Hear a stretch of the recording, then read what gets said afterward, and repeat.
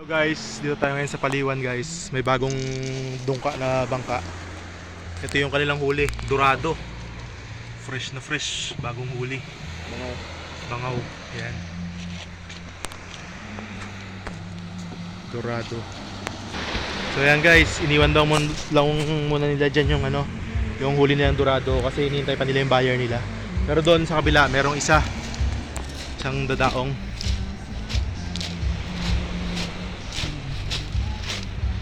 Dito may padaong din na isa. Ayun guys, nagmaniobra lang.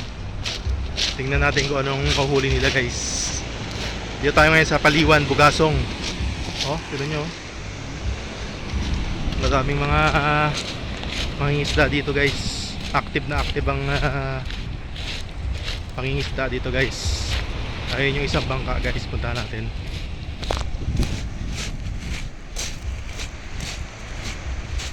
Tingnan natin kung anong huli.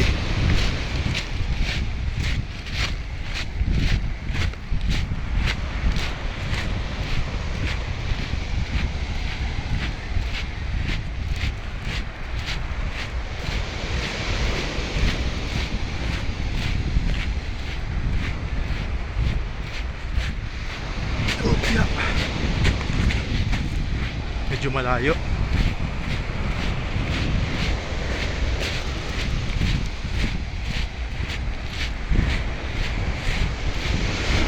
Daming bangka guys, so kita nyo ganito karami yung mga isda dito sa dagat ng Paliwan guys. Meron pang isang padaong, may isa pang padaong guys.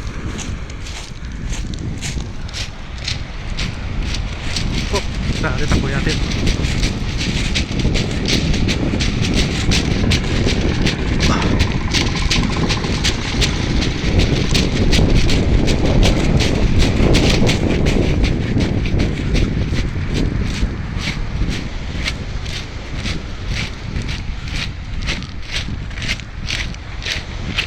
Ayun pa yung isa guys, oh. Papunta pa lang.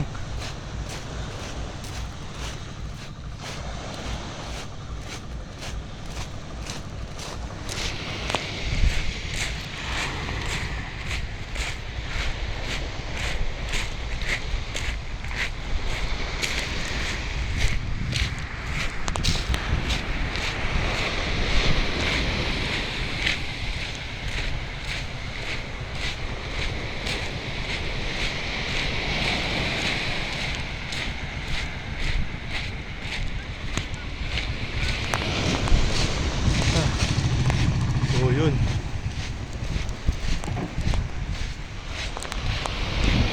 magtutulong-tulungan nila iakyat sa shore yung bangka. Yan guys.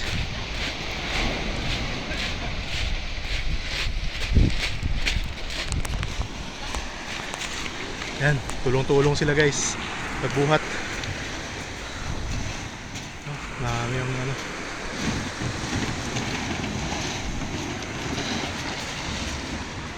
uy.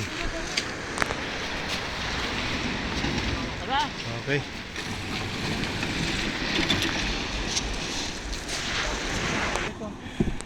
Yan natin kung anong huli nila ngayon guys.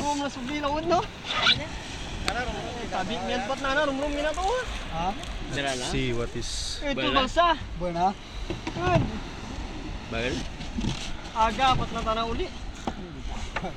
Ano palang kawil. Pinakawil nila yung isda. Bangaw daw ang nahuli nila. Ayun yung pain, no? Huli. Ayuy. Ibang klase. Parang mga tuna. Mga liit na yung sa kabila, dorado. Diyan naman mga kaina. Ano naman yan? Tingin nga kung anong klase. Anong klaseng isda yun? Ganon din? Iba? Iba man klase? Oo, dorado man. Tapos medyo konti lang yung nahuli. Gamay lang. At least meron, kaysa wala, no? Ano ang ginpain mo dyan? Ito! Ito yung pampain, gali guys, oh. Ito itsura, oh, daw parang parang makintab na mga sinulid. Parang sa sako ng bigas. Sako ng bigas dyan, oh. Di kristalit tawag dito yan. Ha? Kristalit. Kristalit, oh. Ayan, yan ang pinapanghuli nila ng mga anong isda ran? Ang tutulingan. Tulingan, oo. Yun gali. Matipid pa kasi hindi siya hindi siya kagaya ng bulati na pagkakinain na wawala na. Ito pwedeng i-recycle, ilang beses mo pwede gamitin. Hindi matanggal. Hindi matanggal, paulit-ulit mo siya gamitin. Oh, ginansya na oh. Oh, Pang tulingan. pang krudo na. oo. At least hindi na zero.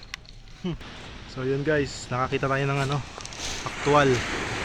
Kung paano sila huli ng mga dorado tsaka tulingan, tanigi.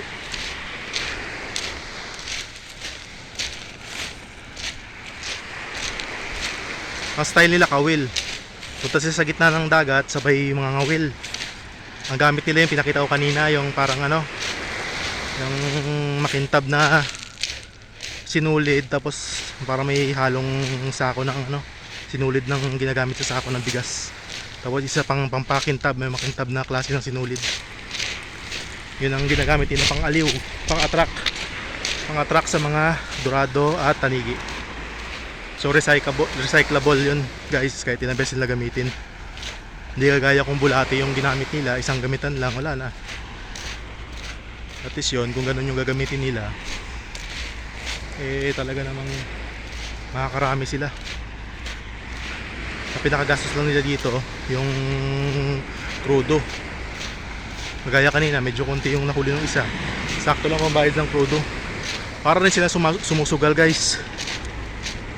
Minsan lugi, minsan sobra. Madalas sakto lang. Ito yung mga bangka dito, dami oh. Yan, papandar ng motor. Warm up ng motor. Pinapa-warm up niya yung motor niya. Dami nakaparadang bangka guys. Kaya minsan konti na kuhuli ng iba kasi sobrang dami ng bangka dito guys. Madaming kompetensya. Kaya yung mga isda konti na lang din natitira. Nagawan pa sila, ang dami pa nito. Daming bangka.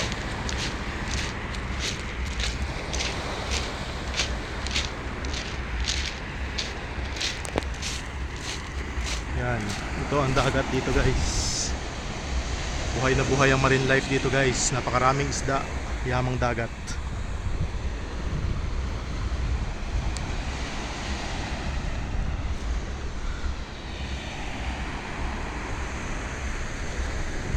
So yun guys, thanks for watching. Until next time.